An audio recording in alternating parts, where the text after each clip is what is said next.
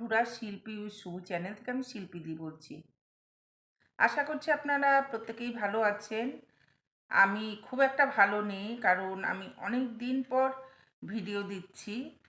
আমাদের পারিবারিক একটি দুর্ঘটনা ঘটে গেছে, আর যার জন্যই আমার কুচবিহার ডিস্ট্রিক্টের ছোট্ট একটি শহর মাথাভাঙায় আদি শ্বশুরবাড়ি, সেখানে গিয়েছিলাম। আর আমি ফিরে এসেছি গত পরশু। আসার পর মন মানসিকতা বেশ খারাপ ছিল, ভালো ছিল না। তা আজকে একটু আপনাদের সাথে কথা বলবো বলেই আমি ক্যামেরা নিয়ে আমি অনেক দিন থেকেই ভাবছি যে মাথাভাঙায় গেলে আমি এপি ব্লগের প্রিয়ার সাথে দেখা করে আসব, কারণ ওর ছেলেটা অনেক দিন থেকেই অসুস্থ। এর আগে শিলিগুড়িতে এসেছিল, আমি দেখা করতে পারিনি, আমি পরে শুনেছি। তা মাথাভাঙা যাচ্ছি যখন, আর মাথাভাঙা থেকে ওদের গ্রাম 15 থেকে 16 কিলোমিটার, হার্ডলি ওই 15 মিনিটের মতোই লাগে আমাদের ওখান থেকে, শহর থেকে যেতে। তা ভেবেছি এবার আমি ওর সাথে দেখা করবই, কারণ আয়ুষের পরিস্থিতি কীরকম যে একটু নিজের চোখে দেখে আসব। কারণ আমিও তো একটা পেশেন্ট, আর পেশেন্ট আমি 35 বছর থেকে আমি এভাবেই বেঁচে আছি। তারপর হচ্ছে আমাদের প্রত্যেক বছর যেতে হয় চেন্নাই, প্রত্যেক বছর যেতে হয় হায়দ্রাবাদ। আমার হাজব্যান্ডের জন্য হায়দ্রাবাদ, আর আমার জন্য চেন্নাই। আর আমার একটা লাঞ্চ নেই, অপারেশন করে রিমুভ করা হয়েছে। আর আমার কিছু হলেও তো একটু অভিজ্ঞতা আছে, তাই দেখবো, দেখে তারপরে কথা বলবো। না দেখে আমি কোনো রকম মন্তব্য করব না। মাথাভাঙা থেকে খাওয়া দাওয়া করে দুপুর 2টোর দিকে রওনা দিয়েছি প্রিয়ার বাড়ির উদ্দেশ্যে, আমি আর আমার বান্ধবী।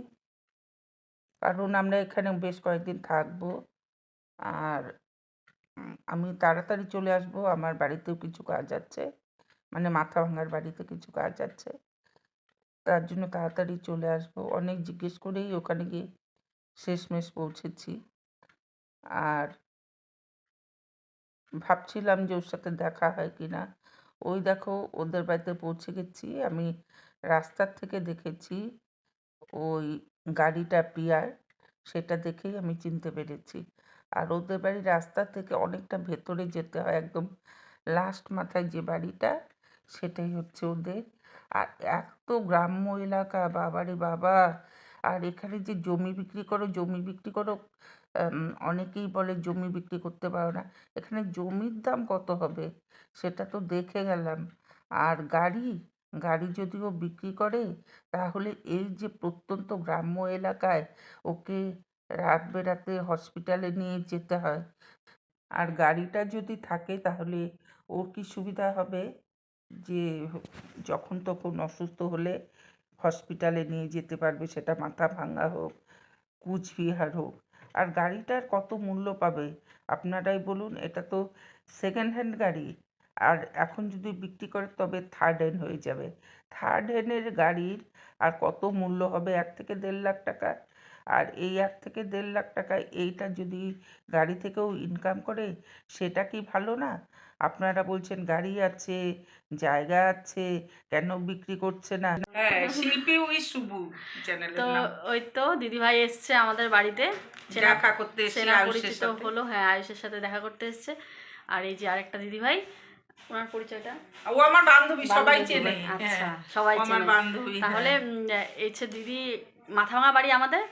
আর দাঁড়াও, শিলিগুড়িতে। তো এই যে ইনি হচ্ছেন দিদি, আর মাথাভাঙাতে বাড়ি, আর এই দিদিভাই শিলিগুড়িতে বাড়ি। তো দুজনাই থাকে শিলিগুড়িতে আর কি। তো আয়ুষের সাথে দেখা করতে এসছে, ভীষণই ভালো লাগলো। তার মধ্যে আরেকটাও পরিচয় পেলাম, সেটা জেনেও আবার একটুখানি ভালো লাগলো। হ্যাঁ, বলবো? হ্যাঁ, বলো বলো।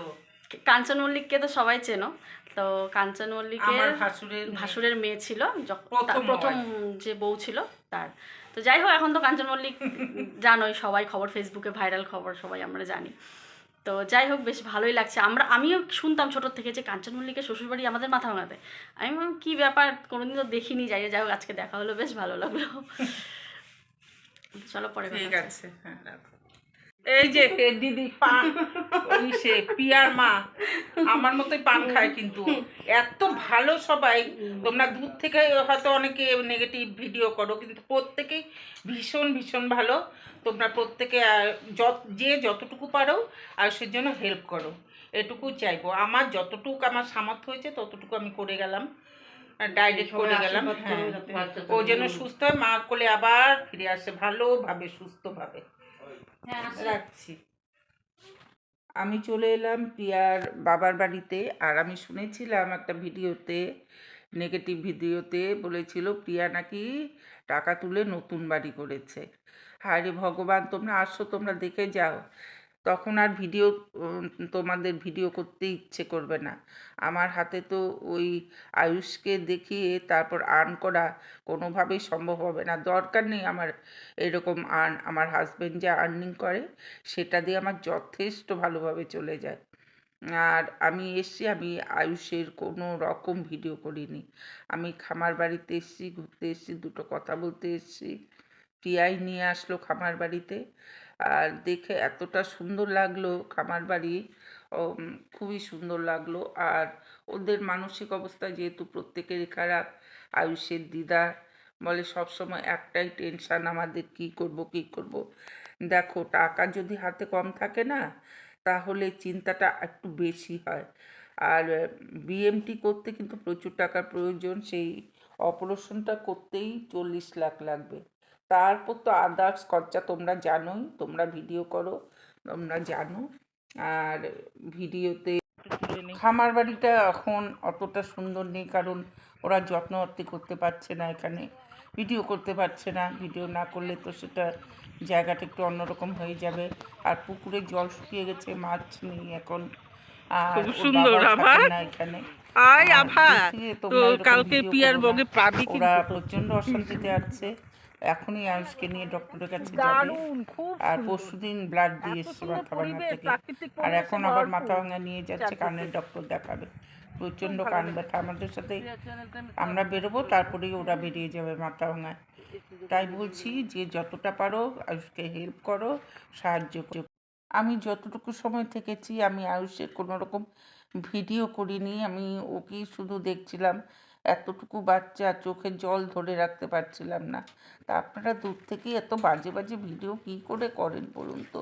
ভিডিওটা আমি এখানেই শেষ করছি।